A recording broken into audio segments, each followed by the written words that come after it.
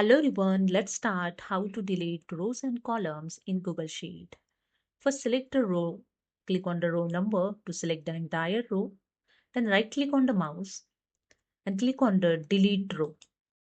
To delete the multiple row, first select the row, then hold the control key and select the another rows and do not release the control key. Right click on the mouse and click on the delete selected rows. And that's it, all selected row is deleted. To delete the column, click on the column letter to select the entire column, then right click on the column letter, click on the delete column.